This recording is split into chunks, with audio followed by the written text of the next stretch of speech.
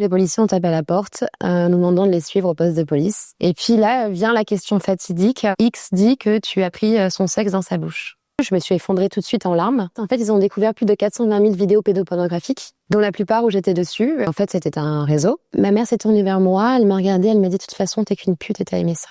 Lui devait avoir 54 à peu près. Quand moi j'en avais 9, je suis née en Tunisie. Ensuite, je suis arrivée en France quand j'avais à peu près 4 ans. À ce moment-là, ma mère a fait la rencontre d'un homme et petit à petit, je devais un petit peu disparaître du paysage familial. J'étais une jeune fille assez réservée, assez timide. On dit de moi que je parlais pas ou très peu. Je pense que déjà petite, j'essayais de signifier le moins possible ma présence. C'était une enfance assez compliquée avec un père absent, une mère maltraitante. Ma mère, elle était capable de un jour me lever le matin très tôt et de m'emmener à Disneyland en me faisant la surprise, et puis un autre jour vient me chercher en hurlant et en me frappant violemment parce qu'elle cherchait un objet qu'elle ne trouvait pas. Il y avait les violences psychologiques et les violences physiques. Je pense que les violences psychologiques, c'est celles qui ont laissé le plus de traces chez moi. En fait, j'avais compris dès petite que ma mère pouvait d'une minute à l'autre rentrer dans tous ses états. Et donc, dès petite, j'ai développé cette hypervigilance que j'ai encore aujourd'hui, où j'analyse énormément mon environnement. C'est épuisant parce que je suis pas forcément dans le présent. Je me rends souvent responsable du bonheur ou du malheur d'autrui, parce que c'est un petit peu ce que je voulais faire avec ma mère pour que tout se passe bien. Après, les violences physiques, la première fois, celle qui m'a le plus marquée, c'était un matin sur Paris. Je voulais aller m'acheter des bonbons. J'ai vu quelque chose qui était pas bien. J'ai fouillé dans la poche de veste de ma mère pour lui prendre quelques pièces. Et elle m'a vue, elle m'a attrapée violemment par les cheveux et je suis arrivée à l'école avec le nez en sang. Elle m'a cognée avec son poing, ouais. Ce que je pouvais ressentir dans ces scènes de violence, eh bien, étrangement, c'était de la honte. Je m'en voulais de rester totalement mutique, de lui montrer que j'avais peur d'elle. Il y a une scène qui me fait penser à ça. Moi, je passais des heures à jouer dans ma chambre. J'adorais jouer à la maman, j'occupais l'espace, j'imaginais tout un monde autour de moi. Et à ce moment-là, en fait, j'incarnais un personnage extrêmement puissant. Et j'entends ma mère dévaler les escaliers, arriver, et puis elle avait brandi son poing contre moi et elle m'avait dit si tu fais encore du bruit, je vais te défoncer la gueule. Enfin, elle a été extrêmement violente. Et en fait, à partir de ce moment-là, j'ai ressenti énormément de honte. Parce que quelques instants plus tôt, j'incarnais la plus puissante des héroïnes, je me sentais bien et en confiance. Et puis elle était venue tout balayer d'un coup. Et je me faisais la promesse à chaque fois de ne plus lui parler, de la détester. Il y a une métaphore que j'utilise, c'est que parfois j'avais l'impression de me voir comme un chiot. Vous savez, un chien, lorsqu'on le maltraite, il revient toujours vers son maître. Et malheureusement, j'ai mis beaucoup de temps avant de faire le deuil de ma mère et d'accepter qu'il fallait que je vive sans elle.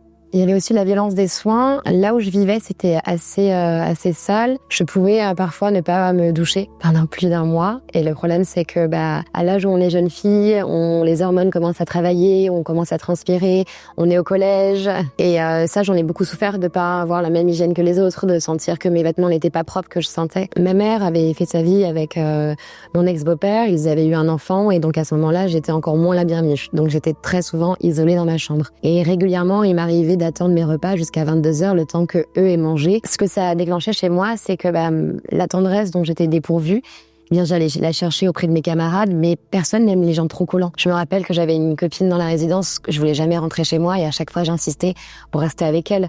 Mais au bout d'un moment, elle s'est lassée parce que lorsqu'on quémande, ça fonctionne pas. Je dois avoir 9 ans, donc là on habite sur Nice. J'étais assez isolée et je cherchais de la compagnie.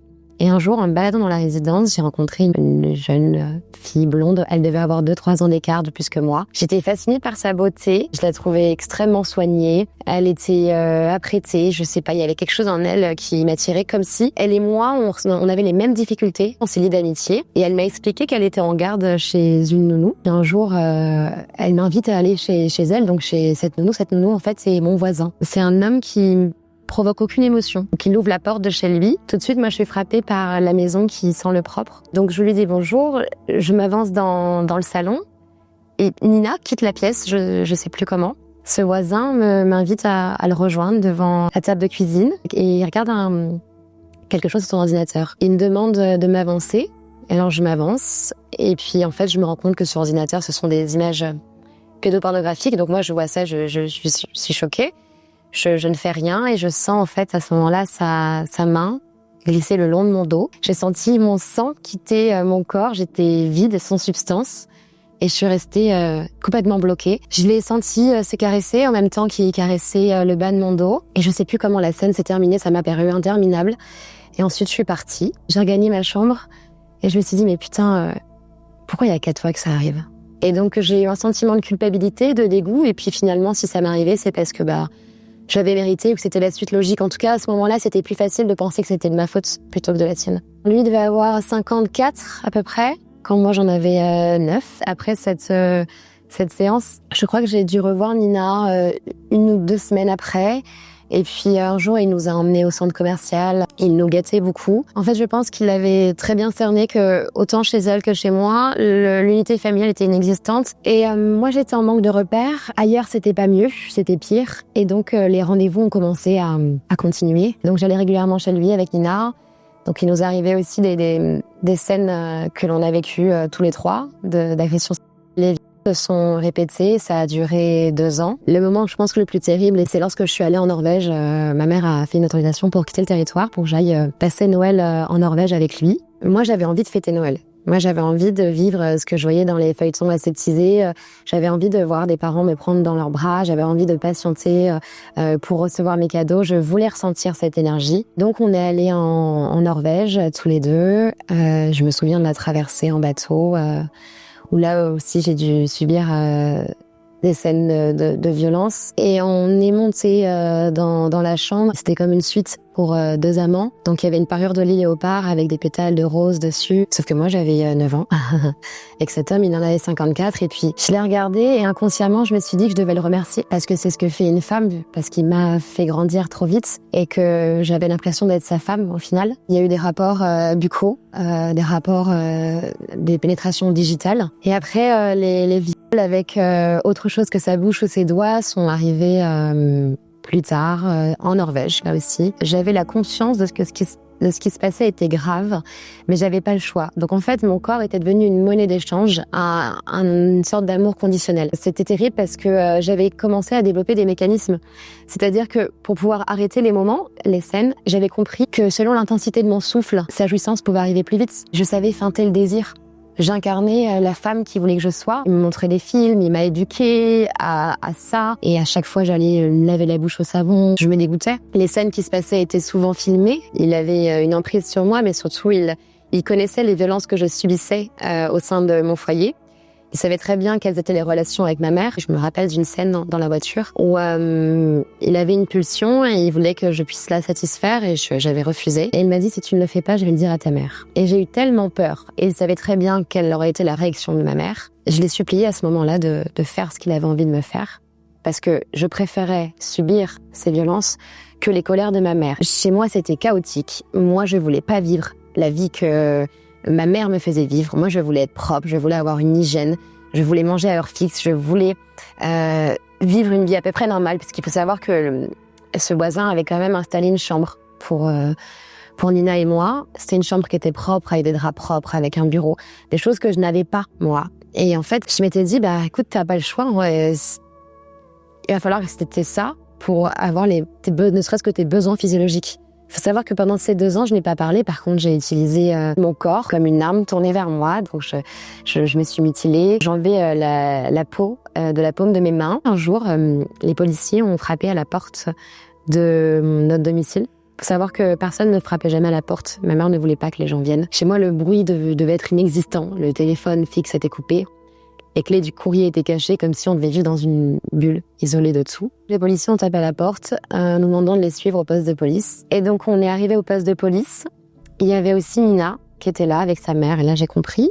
Et donc là, je me retrouve face à 2 personnes dans une salle grise avec des poupées, des doudous immondes et des livres. Et on va me poser des questions. Alors au début, je suis persuadée que je vais tenir le coup, que je ne vais rien dire, que c'est notre secret. Donc au début, les questions, elles sont assez bateau. Et puis là, vient la question fatidique. X dit que tu as pris son sexe dans sa bouche. Et alors en fait, moi j'ai eu un moment de recul, je me suis effondrée tout de suite en larmes. Et comment ils sont arrivés sur cette piste? En fait, ils ont découvert plus de 420 000 vidéos pédopornographiques, dont la plupart où j'étais dessus avec Nina. Et en fait, c'était un réseau. Des vidéos qui étaient diffusées sur Internet, mais surtout qu'il y avait d'autres personnes. Moi, j'ai déjà rencontré d'autres personnes qui commettaient les mêmes exactions sur les enfants. C'était une enquête qui était menée par la police de longue haleine jusqu'à ce qu'ils tombent vraiment sur les protagonistes et qu'ils soient sûrs. Et à ce moment-là, le cauchemar s'est arrêté, mais s'en est suivi un nouveau. Naïvement, moi, je me suis dit, Peut-être que ma mère va enfin m'aimer, parce que ce qui m'est arrivé est tellement grave qu'elle va peut-être enfin poser les yeux sur moi et que finalement, de tout son amour, elle me couvrirait. Quand je suis sortie, ma mère s'est tournée vers moi, elle m'a regardée, elle m'a dit « de toute façon, t'es qu'une pute et t'as aimé ça ». Et puis là, la violence est montée en escalade. Tous les objets qui passaient par là étaient OK pour me frapper avec. Je me souviens d'une fois où elle m'avait fouetté avec un chargeur de Game Boy Advance. J'avais des traces épaisses et rouges vives dans le dos et je me rappelle qu'à ce moment-là, j'allais à la piscine avec une copine et ma mère était à côté. Et elle voit ces traces rouges vives sur mon dos et ma mère, sans gêne, lui explique que oui, c'est elle qui m'a infligé ça. Mon papa est alcoolique, donc c'est moi qui vais chercher cette pack de 24 bières avec un petit mot pour la caissière pour me laisser passer. Je dois avoir 11 ans, je prends le bus toute seule.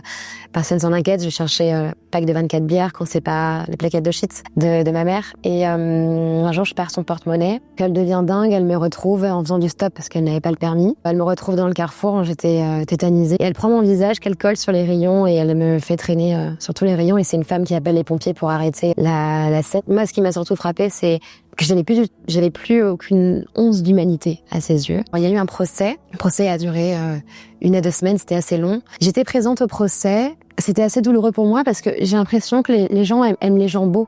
Et moi, je voulais pas ressembler à une victime. C'est terrible ce que je dis, mais moi, je voulais être belle ce jour-là. Et encore une fois, j'avais même pas pu me doucher correctement. J'avais un t-shirt qui était sale, je sentais la transpiration. J'avais une queue de cheval qui était pathétique. Et je me disais, mais en fait, les gens vont te trouver encore plus coupable parce que j'étais laide. C'est comme si c'était la suite logique des choses.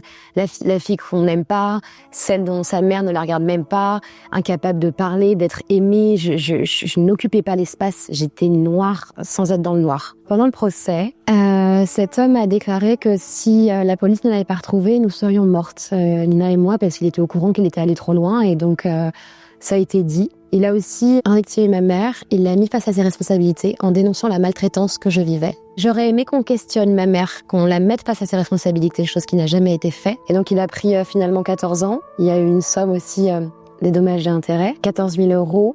Et ensuite une autre somme d'argent que ma mère devait percevoir tous les mois de la prison. Cet argent, les dommages et intérêts, l'avocate a fait un chèque barré. Parce qu'à l'époque, en fait, les parents pouvaient garder l'argent, mais sous condition de le mettre sur un compte en banque. Ma mère a pris cet argent et elle l'a dilapidé. L'argent qui a servi au viol de sa fille. Cet homme, on lui a permis de m'écrire des lettres alors qu'il était en prison. Des lettres dans lesquelles il disait m'aimer, dans lesquelles il disait demander pardon, qu'il aimerait me revoir. La justice était censée me protéger. Ça n'a pas été fait. On ne m'a pas protégée de ma mère. Après tout ça, ma mère à ce moment-là a été internée en hôpital. Moi, je suis allée vivre dans la famille de mon ex-beau-père. Et en fait, à ce moment-là, j'ai envoyé un SOS à ma tante en lui demandant de me sauver.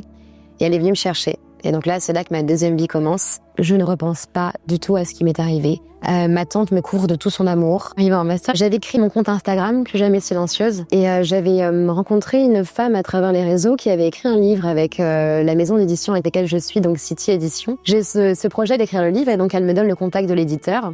Moi, j'envoie un message sur Instagram. Bonjour, j'ai toujours envie d'écrire mon histoire. Il m'appelle, il me dit, bon, écoutez Cyrine, votre histoire, elle est très marquante. Vous avez des choses à dire, mais des gens qui ont des histoires terribles, il y en a plein. Des gens qui savent écrire, il y en a peu. Donc, envoyez-moi un début. Et si c'est bien, je lui fais signer un contrat. Pendant 1 semaine, j'écris jour et nuit. Je lui envoie mon début. Et là, il m'annonce que c'est OK pour le livre. Alors là, je me mets à pleurer, j'appelle toutes mes copines. J'ai mis 9 mois à écrire ce témoignage. Dans ce témoignage, je me livre sans phare. C'est pas évident. J'explique toutes les étapes par lesquelles je suis passée, toutes les conduites d'évitement que j'ai mis en place pour pouvoir survivre. Le livre, ça m'a fait énormément de bien. Je pense que c'est la plus belle de mes thérapies. Pour moi, c'était important de témoigner, de raconter mon histoire. Et je pense que ce que j'ai à dire, notamment sur les conséquences d'agression sexuelle, peut aider. Et si ça peut aider au moins une personne, je me dis que c'est gagné. J'aurais aimé voir quelqu'un dans ma situation et de me dire que c'est possible, que le chemin va être long, qu'on n'arrivera pas tous au même sommet, mais que c'est possible. Tout le monde n'est pas obligé de parler, chacun fait comme il peut.